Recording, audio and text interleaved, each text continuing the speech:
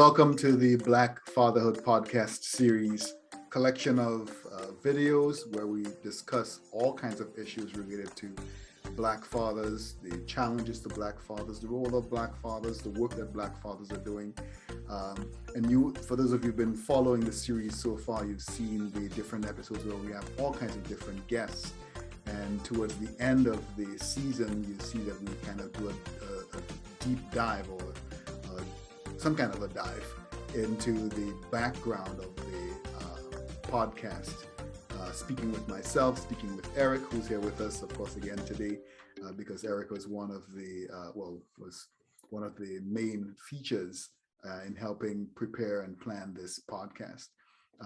So today, our podcast episode is going to be a little bit different, where we won't be specifically addressing any one particular topic, but instead we'll be talking about just this process and talking about all of these different episodes that we've worked on and the responses that we're getting from the audience so far, but also all our own feel and our take from the different episodes. I know Eric is bursting at the seams to kind of share with you some of the issues, but let's just jump right into it, Eric. So let me just say hi again. I think it'll be my second time on the camera, maybe third, because I interviewed. There's an episode, I don't know if it came out yet, where I interviewed Dr. Thomas. Yes, that has not come out yet. That is, I think, episode 12. Look forward to that. That one's really good. I think all of them are good, but I particularly like that one a lot. I wonder why. So this is going to be different. We're going to discuss process and not just the process of so there's content stuff we need to talk about, but just to, scholars undertaking this kind of project, I think be something interesting to really reflect on. Of course, we've been having that conversation, but I think it'll be beneficial for Black fathers, as we are promoters of narrating your own story. I think it'd be interesting for Black fathers to kind of be able to glean something from our experience. I hope I can say that, and it be recorded.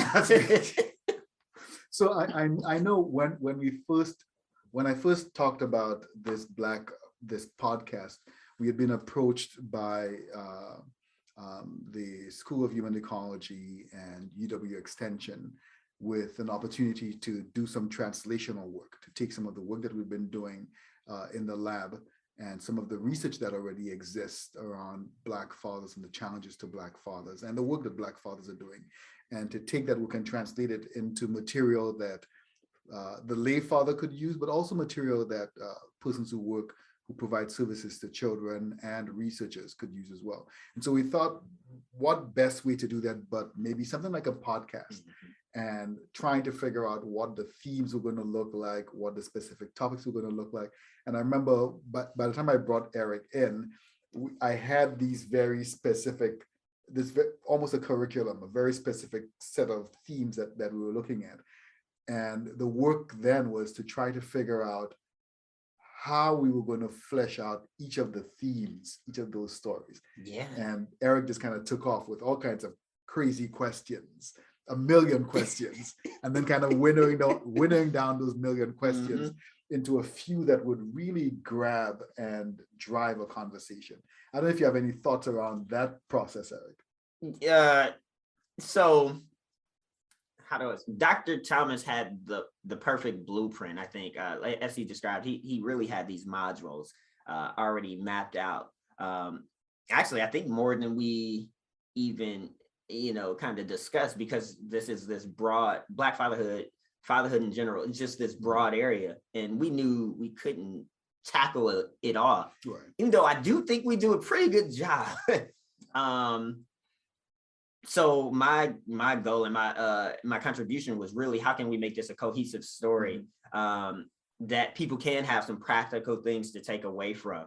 It was challenging because there were questions, I think, in the beginning when we were coming up with questions that that didn't make it to the cut or make the cut, if you will. Yeah. And I was like, oh, but I think it's still what we came up with, or what we ended up with, was still beautiful. And I think even in recording, there were questions we had on our, plan for an episode that didn't happen. And I think that was beautiful, because it just shows how organic this process is, and you can't control where the speakers are going to go. So, but Dr. Thomas, if we're talking about process, I think someone already gave him this feedback, but I'm gonna say it too. It has this genius of being able to follow the speakers, lead them, and also capture what they're saying and move it in a direction that's necessary, or that that's needed, without it being disharmonious. So if anything, I think for me, the process of just in being part of the creative process for me was enriching, and it allowed me to see that there's a beauty to structure and planning, but also you need to be able to be fluid and flexible as well. Yeah, I think the idea that you go into these conversations with a certain particular direction that you want the conversation to go, but once you start the conversation, it takes a life of its own. And each of the guests that we've had, and we've had just phenomenal guests, and I just want to really thank all of our guests, because they've all just been phenomenal. We have these phenomenal guests who are coming in with their own expertise, but even more than the expertise, or additional to the expertise, they're coming in with some very specific and very necessary experiences. So we had people who were coming in as moms, single moms, married moms, unmarried moms, who were coming in as daughters, who were coming in as wives, who were coming in as sons, who were coming in as cousins, who were coming in as play dads, or as dads, or coming in as stepdads, who are coming in as dads from blended families, coming in as granddads, who are coming in as all of these different spaces. And we're bringing that into the conversation, as we were talking very unapologetically about Black fathers. They were bringing in all of these different elements of their lives and of their experiences into that discussion around specifically Black men and the health of Black men. So I thought that was very important, to allow those different colors of yarn to kind of weave together this really beautiful blanket, this really beautiful garment that we were going to use to help soothe and warm Black men, and just this whole conversation around Black men. That's the poet in him. I really like that, because it what you said actually hits on just I think our discussion on intersectionality, or the discussion on intersectionality, and this I don't know, was it Dr. Cryer Coupet, who has the Whole Dad Lab? Yes. So the this podcast is consistent with that, with this notion of promoting the whole dad. Specifically, our intention was to emphasize Black fatherhood, and I think I believe this podcast really does that, because the whole dad goes beyond the dad, especially for Black fathers who are Black and African Americans, come from a people who thrive in community, whose identities are intertwined and clarified in community. Like, we're not islands. And so to have these different perspectives, the daughters, individuals who are daughters, who are mothers, individuals who aren't biological fathers, but who are maybe step parent or a grandparent, or a cousin, or someone who's really stepped in that role in some capacity, to speak to Black fatherhood really emphasizes this idea of the whole father. Because if you ask a Black father just to describe himself as a father, you really are getting this limited view. But if you ask his daughter to describe him, or his son, or his mother, I think you get this more holistic view that is more closer to the truth of what his experience is. I don't know, that was something actually that just came up in this moment. I'm realizing we can't even fully bear witness to our experience without the input of others. I'm talking about the input of others. I was just thinking about one of the episodes that's actually gotten quite really good feedback. The one with Ron Mincy and Dr. Maria Johnson. And I remember sitting back and just being wowed and trying to hide it in the middle of the interview because Dr. Mincy, and I've known him for a while, and I've always known that he's like this powerhouse who's like this veteran in Black men's health and Black families. I mean, he's part of the Fragile Family Study. So of course he has to be this veteran, has to be this expert. But to actually sit back and listen to him just pour on these layers of history and an understanding of how history is influencing what today looks like and how the policies of today are tied way back into the Jim Crow era and how that's affecting laws and how that's affecting families and how it's affecting what Black families look like and how people are thinking about Black families and how this myth about Black men being invisible and absent is actually a leftover from that Jim Crow era and from the laws and from the policies. And he was just like pouring these things like, oh, what? Go on. This is awesome. So awesome. And I want to just jump in there and ask you, because in thinking about that, I remember being in the background of that interview specifically. No, not even that one. I was in the background of a few other ones, but I remember watching that one. Right. And it makes me think of like just how even as we're going through this process, I started just literally integrating this information into my life. And so I'm going to ask you in a second, but I want to share Dr. Mincy specifically just using like tying things or kind of drawing those lines through these historical policies. It's something I find myself when talking to my wife, I start to use, and it kind of shook me up, or I wanted to say mess me up in a good way, because sometimes I could just be so in the moment, like looking at an issue or looking at my own behavior or my wife's behavior, and it's just thinking about it in that moment. Right. But as we were going through our own therapy process, and as I thought about what Dr. Mincy said, we just started like literally looking at the history, not just of our families, but around the where particular people in our family were situated in history. Right. Why my grandmother may have been rough in a particular way, or why my grandfather might have kind of been in and out, if you will. Right. It really helps you to kind of have more compassion for yourself and those people who came before you in a different way. Like, man, I was really hard on certain people for not being there. I was really hard, but you recognize it.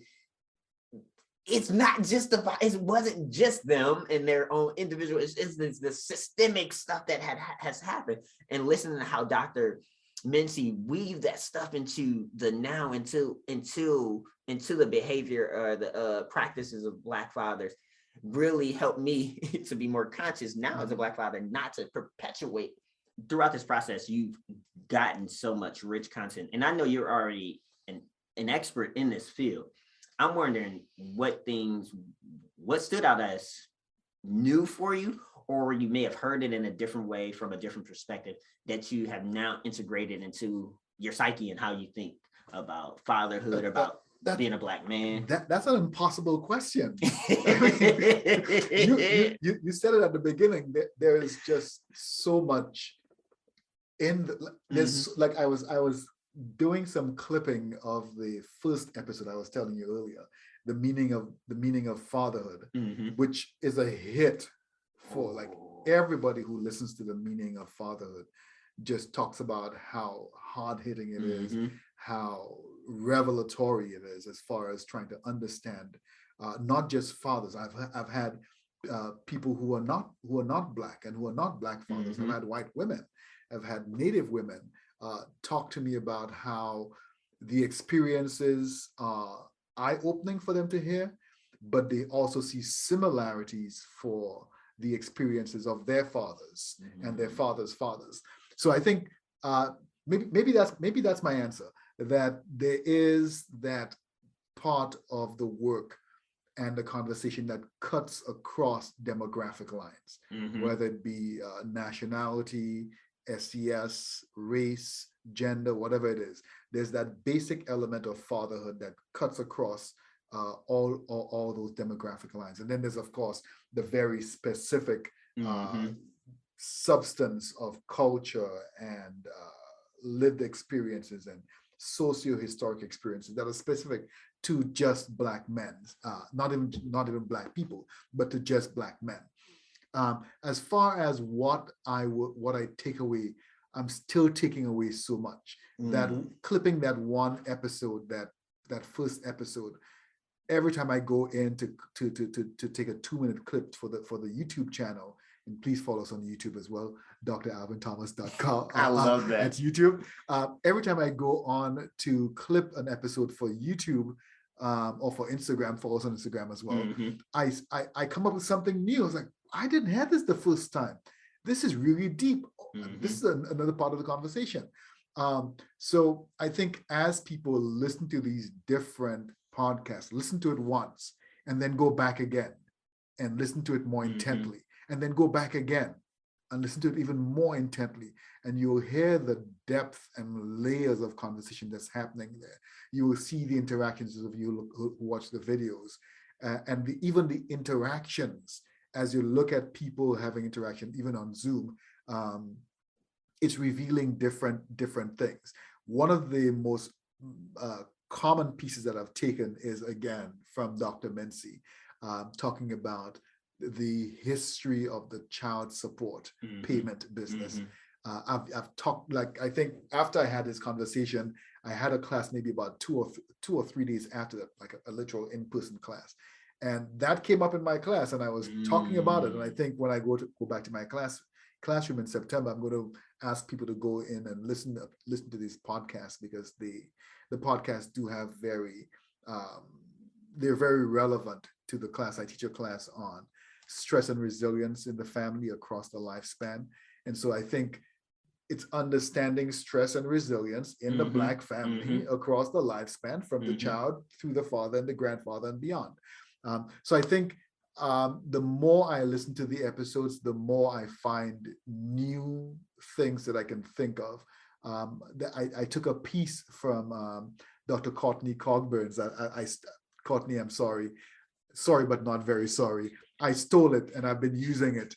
This whole idea of Black men and Black fathers existing outside of white gaze. And I took it and I expanded it a little bit. I said outside of white gaze, outside of educated gaze, outside of political gaze, whatever parameters and lenses we try to use to look at Black fathers and to examine Black fathers, we need to step outside of those parameters and let Black fathers be men first, and then after being men, then be healthy men, of course, then be men who are stepping into this role as father, healthy men who are stepping into this role as husband, healthy men who are stepping into this role as provider or protector.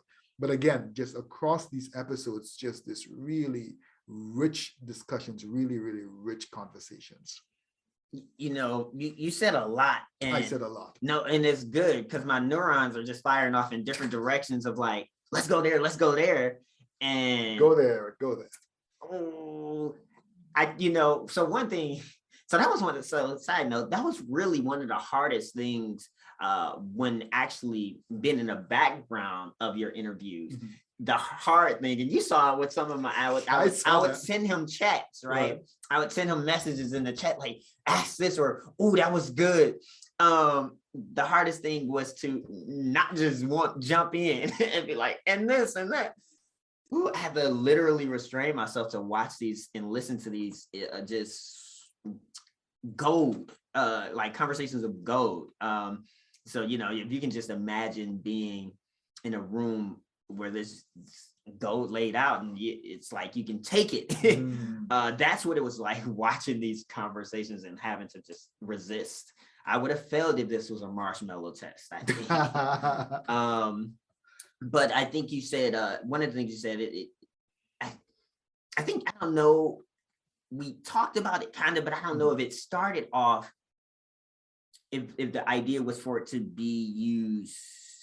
No, we're aspirational people. I will say that. So we do want this to be used broadly, but that wasn't the original intention. UW Extension approached, right, with an idea to be able to use this in a specific way. But after working through this process and also listening to it afterwards, and as the episodes come out, I'm really like, this could be used in a classroom, or this is content for a classroom, because there's you have individuals who are speaking from research, and you have individuals speaking anecdotally from experience. And so this phenomenological view, if you will, which is a form of knowledge that that I think enriches when I can see how it could be used in counseling psychology already, which is what I'm studying. Even as a training clinician, I'm like, oh, this is good information for engaging fathers, for understanding fathers, and being able to build rapport and not come in with all, if you will, not come in with these preconceived notions that may have come through, traditional learning. Right. I totally agree with you. I think the intention was to hit that audience that we had spoken of with UW Extension, the UW Extension experts and the audiences that they're going to work with, the people that they're going to work with. And then we started thinking a little bit broader, like who else could potentially benefit to this? If we want to put this out there for everybody to use, who else could potentially benefit? And if we're thinking of this wide audience, then that audience needs to see people who look like them. So we wanted to make sure that we had experts in there. We wanted to make sure we had lay people in there. We wanted to make sure we had fathers in there. We wanted to make sure we had an intersection of that: expert, father, lay person, community organizer. We had all of those different pieces in there. We wanted some hip hop people like Dr. Olajide, who just is a Rolodex, an iPod shuffle of hip hop music. And then we wanted some of the classical, who was Mr. Leotha Stanley, with all of this classical understanding of music, and talking all the way back where he was starting his choir at UW-Madison as a student, just before he had his baby and was kind of preparing for the Olympics almost. But thinking about all of these potential people who could be supported and helped by this podcast, but also thinking about who would these people who were potentially going to be helping them, what would they look like? Who would they look like? And I think of Mr. Perkins, Cornelius Perkins, who talked about his experience with incarceration and how that fed into his fatherhood experiences and his fatherhood journey. Mr. Dwayne McMillan talks about being raised by a single father. And we almost think that's unheard of. Black men aren't single fathers. Sounds like a myth. Right, that's impossible. And he talks about being raised by a single father and how that led and infused his own experiences and journey for fatherhood for himself. So again, thinking about all of these different spaces, thinking about Mr. Dwayne.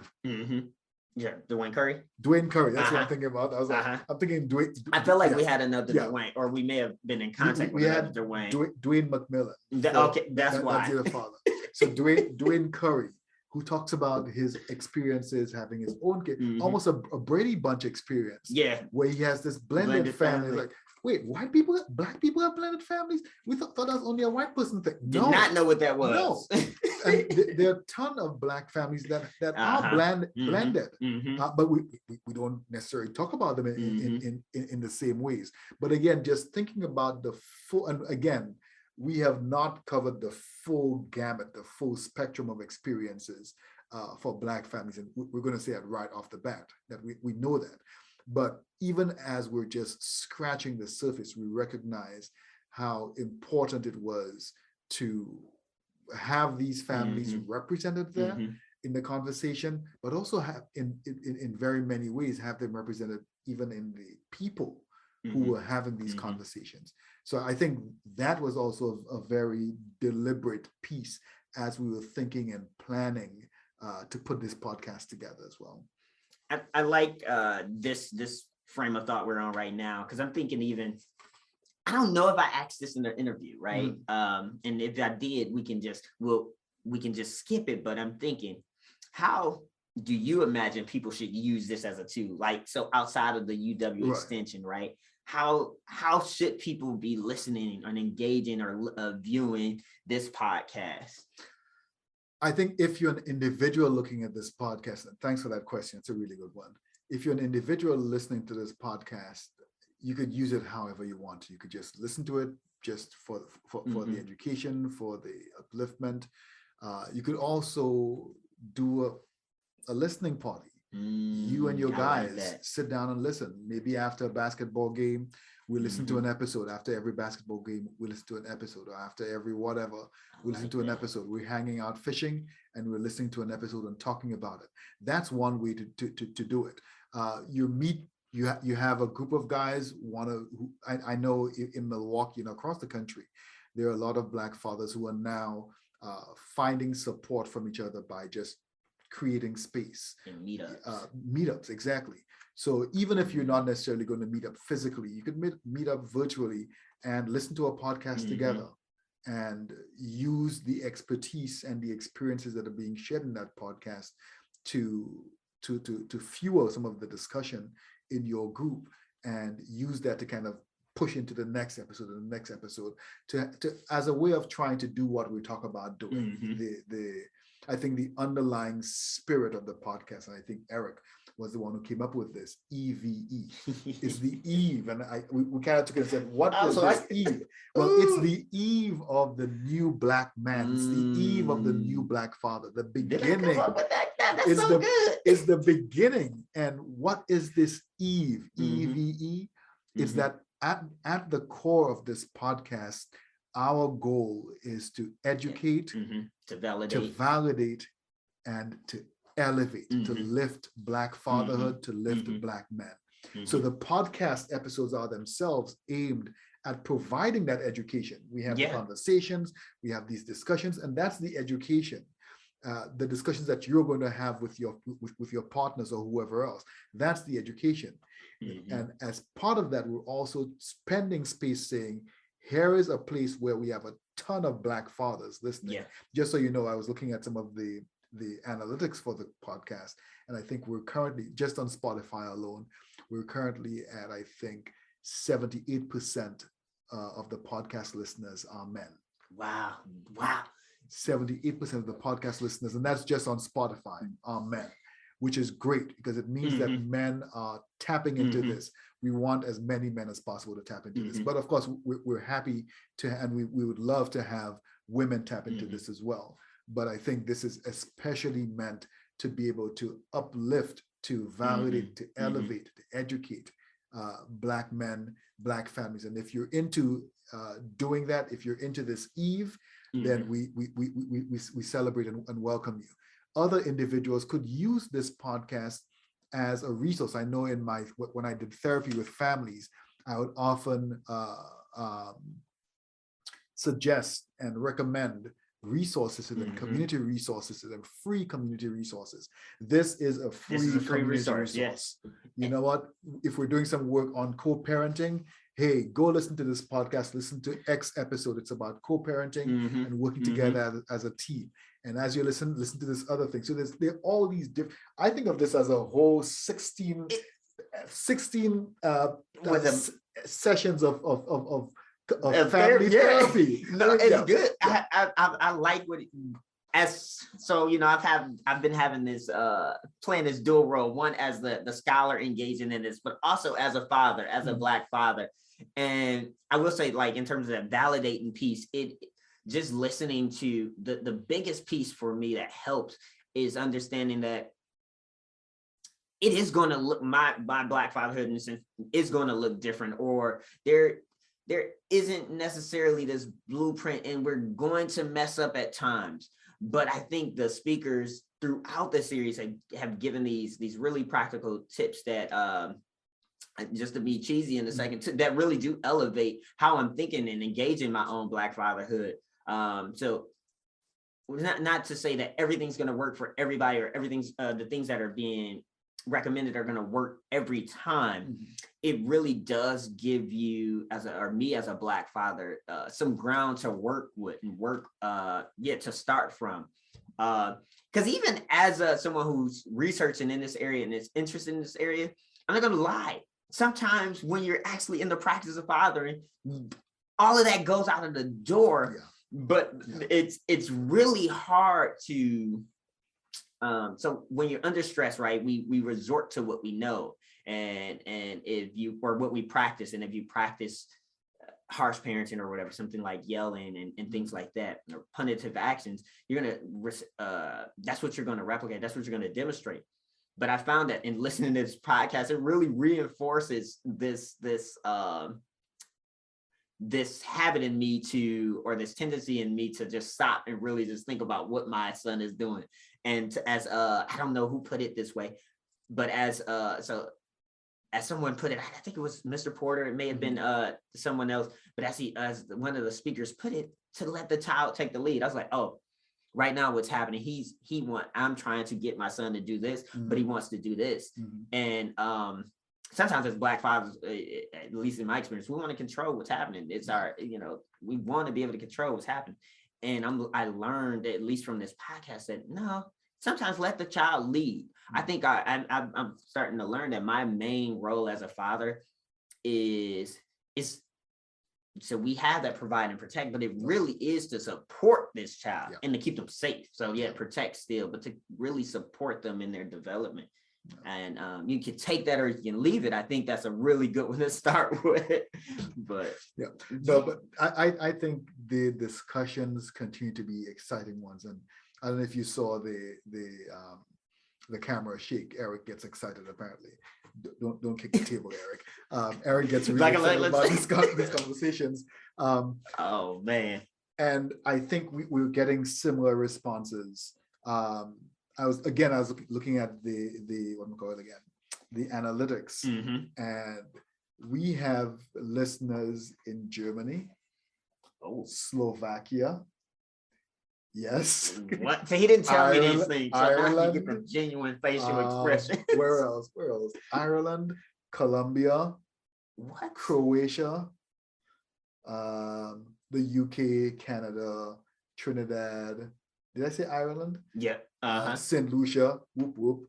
And of course, the bulk of our listenership is still in the US. But we have listeners as far afield as Europe at this point. So this is a global reach. This is still very, very, very, very narrow. It's still a very young podcast. We've been on since Father's Day. That's June? Yeah, that was June. I think just at a month now. Exactly. So I think June 19th. Yeah, Juneteenth. So a little bit more than about a couple of days shy, couple of days more than a month. But we're able to reach Trinidad and Tobago. My Trinidad people will never forgive me if I don't. Trinidad and Tobago is in there. Trinidad is in there. So we have these people listening from all across these different spaces. And I want to think that as they continue listening, we're going to get similar excitement that we've seen from Eric and others. But I want to share with you two pieces of feedback we got. One from. I'm glad you went there. I was gonna say, I was actually beyond these analytics. Dr. Thomas has gotten direct feedback from individuals, so we're here. We're connected. And I think we'd be remiss if he didn't mention us, because I think just literally getting and please feel free, anybody, do the comments, go to the YouTube, comment. I don't know if you can comment on Spotify, but this is on just different platforms. If you can comment, send us messages. Dr. Thomas is a professor at a university, so his email is just open and accessible. Let us know. I think that's really good because it helps us in terms of just the direction we might take this. If you're thinking of other things that you think we should discuss, let us know. We will take that into consideration. You can send it to me on Instagram. You could tell it to me on Facebook. You could tell it to me on Twitter. You could go on YouTube. The YouTube page is now up and live. You could go on there, look at some of the mini episodes and the full episodes. But there's this one young man who I know actually pretty well from St. Lucia, who's now a teacher at a high school, actually my alma mater. I taught him at the high school, and now he's teaching there. And he listened to the episode, a couple of the episodes, and he sent me a voice note. I won't use his voice note because I don't have permission to do that, but I do have permission to talk about it without identifying him. Maybe if he eventually lets me identify him, we might bring him on, or I might have his be able to put it up. But he says essentially that even not being a father himself, and I want to say congratulations to him. He just got engaged, so he has a fiance and a marriage on the way. So congratulations to you, sir.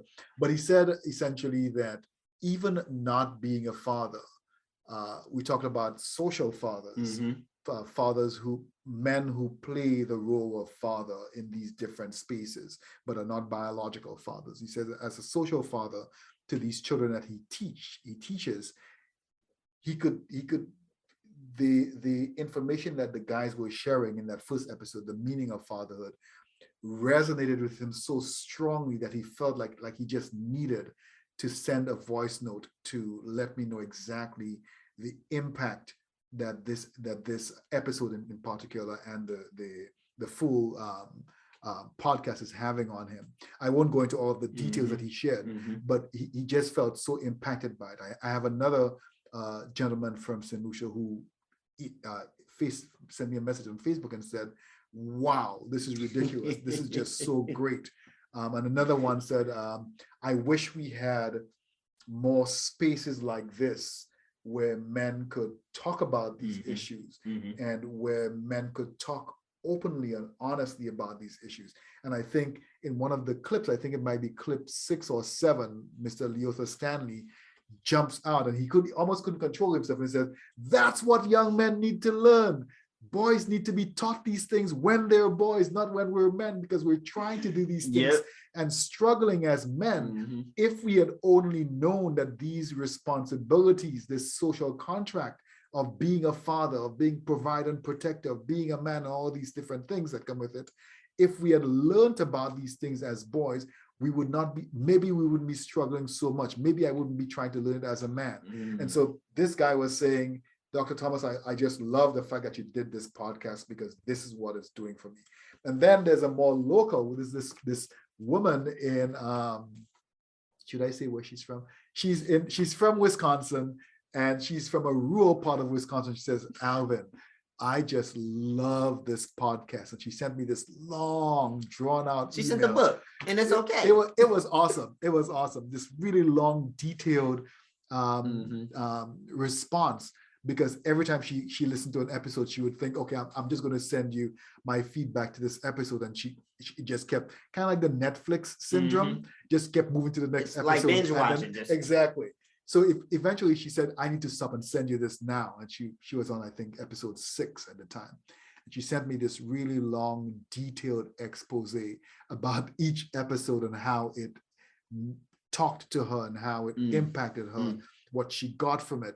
And she was very effusive in her praise, and I loved that. It made me feel good, made me feel validated, picking on the word, validated, to kind of feel like the work that I did, the work that we did actually mattered, actually speak to somebody. But then of course she was able to, as a white woman, being able to make the transition from this is work that's specific to Black men, but I see the underlying common humanity, the common element of humanity that transcends the demographics, and it speaks to me. It speaks to people who look like me. So I just thought I needed to share that with our audience.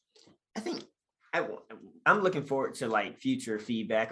I think we're going to hear pretty much some similar and positive feedback. But one thing that I think he ended on, I think may have been a consistent theme. If it wasn't a theme, it was mentioned more than once. This idea, even though we focused on Black fatherhood and the focus was Black fatherhood, but this idea that really a lot of it there's overlap, and it's really about being a good human, if you will. Yeah. Of course, we know because of systemic challenges and social issues that there are some things that Black fathers have to consider that other fathers may not have to consider when child rearing. So we know in terms of just protecting their children, making sure, preparing their children for certain issues. Hopefully one day we can get to a point where that's not the case. But it is the case. And so part of it is about really just being a good human. I'm using good loosely, just being a good human, I think is probably just like a minimum, but then there's other things that it really does take to be a Black father. And I think this podcast highlights those things as well. It does make a good distinction. But I did want to mention, there is this common thread that it starts with being a good human, or just being human, like being human. And, you know, in all of our flaws, and really as fathers, really kind of feeding the needs of what a human needs, or kind of feeding what a human needs. So nurturing, was that love, nurturing so broad that I shouldn't have started with that one, but really just nurturing, care, need someone to respond to them, to hold them sometimes. These are things that traditionally, historically, men just left to mothers. But this podcast does a really good job of letting us know where we are now, if you will. Like, some men still struggle with those more rigid, traditional masculine ideals, but it's a growing population of men who have started to engage more broadly or more with their kids in other ways, in other capacities. And I think we're moving in this good direction. This podcast is really hoping to promote that and kind of give it a little bit more steam too. And hoping to reach. Let's see. We include a broad range of people, like Dr. Thomas said. So we're hoping to reach a really broad range of individuals. People who aren't going to go and read or who aren't going to enroll in parent education class, but may come across a podcast like, wait, this is interesting. And even for those who may not necessarily listen to the entire 1 hour episodes or 50-minute episodes, we're cutting we got clips, baby. We got clips. clips on clips. We got clips because we know people's attention span. And I'm gonna tell you, Dr. Thomas is doing this clip work. And I have to say this, since we're talking about process. In preparing for this conversation with Dr. Thomas, I was like, I'm just going to go and kind of skim through and see what I can glean. It's not even possible, because the minute you start an episode, you're sucked in.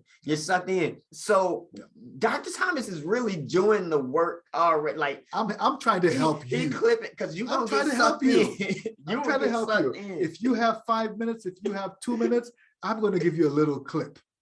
Just if I could just say anything about this process, it has been fulfilling in the sense, like, I like it because I think it has really generated, for me, being a budding researcher and pursuing my doctoral degree, it really has fueled just ideas for me, and now I'm a little bit more clear on some other areas I could pursue in terms of this area, father involvement, Black fathers. I'm particularly interested in parenting and children, but now I'm like, okay, wait a minute. There's ways I could take this and expand on this, because there are still gaps. There are just still things that we need to know to promote healthy Black fatherhood. I almost forgot, and I'm happy you mentioned that, because I would be very unhappy with myself if I did not. In one of the final episodes, we talk with Doctors Cleopatra Caldwell and Dr. Deloney H. Hill from Michigan.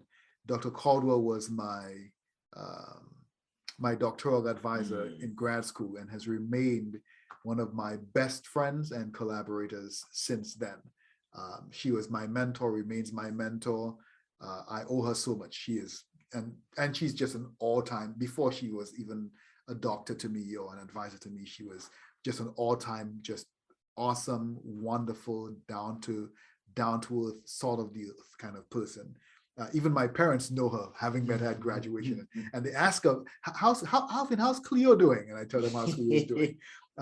But as you talk about the way this work, this podcast, and this process has kind of helped to winnow some of your creative and research ideas, I think of how my first work with Cleo, Dr. Caldwell, on fatherhood, how that work with her has winnowed down to what I'm doing today, so I was like, Cleo, I can't do this podcast without bringing you on here, and I can't bring Cleo if I don't bring Dr. Deloney. Dr. Deloney just got an honorary doctorate from the University of Michigan after more than 30 years of doing work with fathers, Black fathers, non-resident Black fathers, that's fathers who don't live in the home, their children, in Flint, Michigan.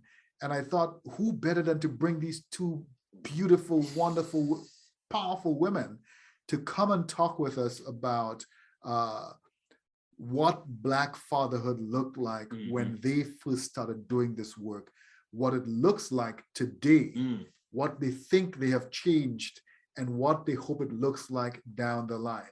So I won't give you any clues as to what they said. If you want to know what they said, you go listen to it yourself.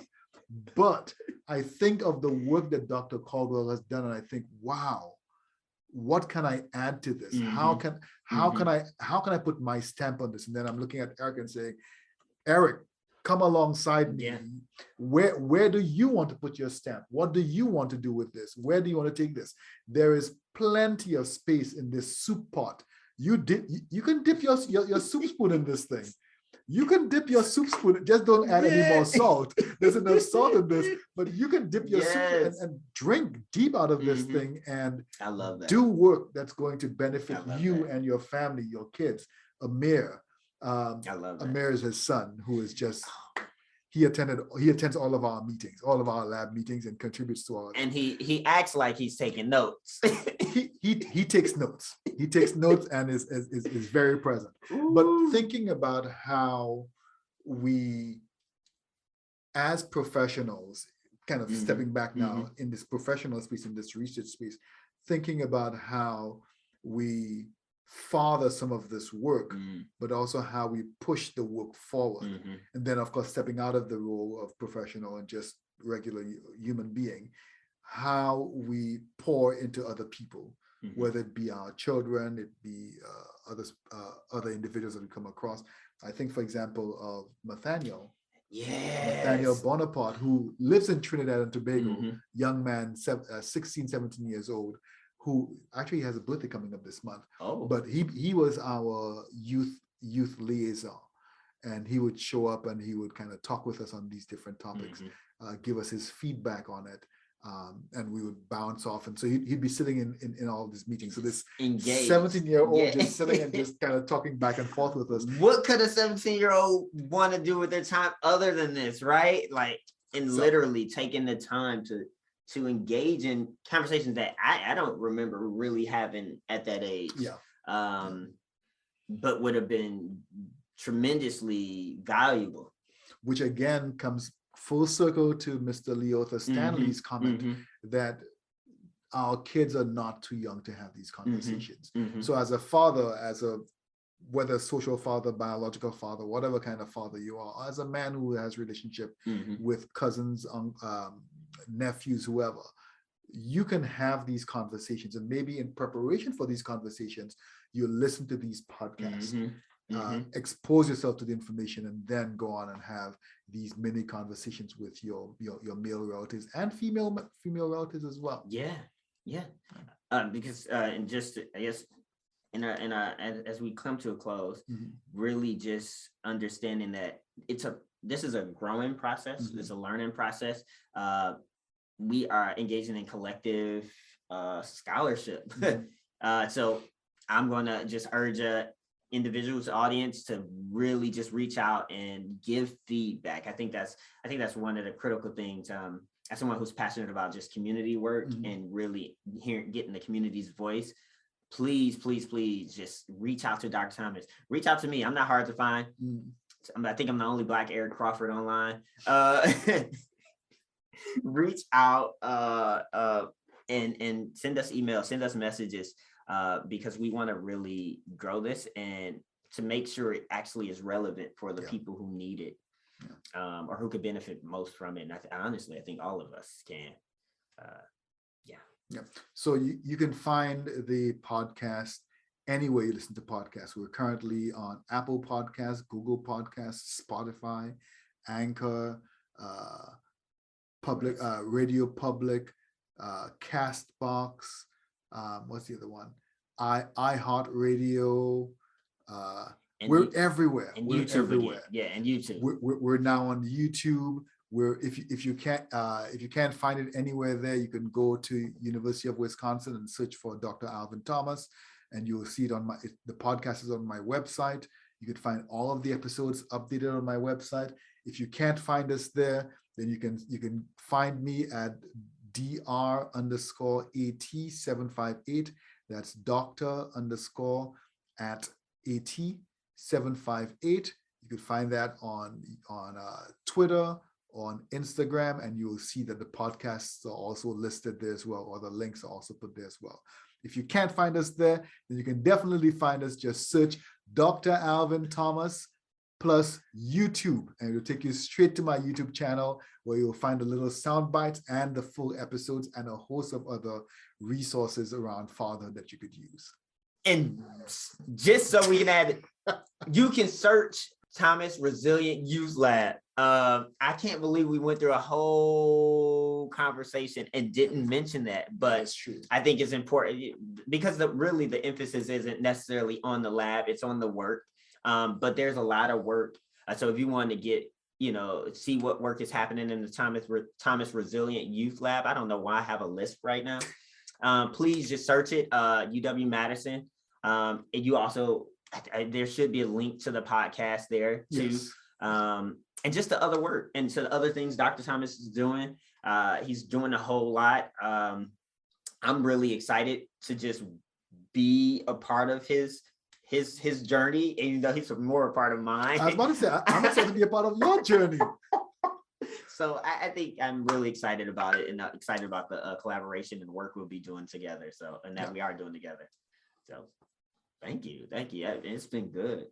It has been a long summer. It's been a long summer. Longer for you. Yeah. Crazy for me. But thank you very much again for listening to us and listening to us ramble. We really enjoyed doing this, putting together this final. This is the final episode of the podcast. This is the final episode. Like if there's the other episodes you can really listen to in just whatever order. This is really like the final. You can listen to it in beginning too, honestly, but it's the final episode. This is the final episode of the podcast. Wow. So it might not be like, I think all of the conversations are like lively and you can hear the different speakers' passion. This one may be. This is probably the loudest one. It may be loud. It may be slightly disordered. We really want to this is our process. This is how we think. So you got a chance to see exactly what it looks like when we meet for a lab meeting. We're crazy. We're just talking all over the place.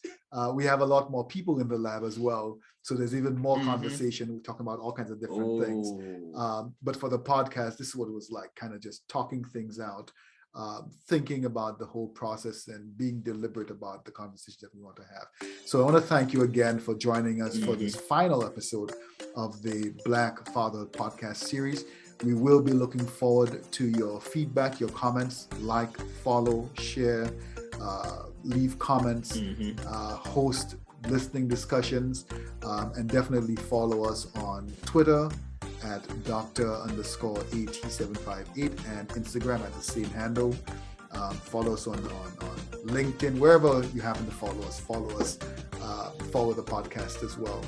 We look forward to preparing more exciting material, exciting discussions for you, and we hope that you'll continue enjoying it. Thank you very much for enjoying us, and thank you. Peace and love. Thank you for listening to the Black Fatherhood Podcast with Dr. Alvin Thomas. If you enjoyed this episode, please share it with your friends on social media or post a review online. Thanks again for being part of the conversation.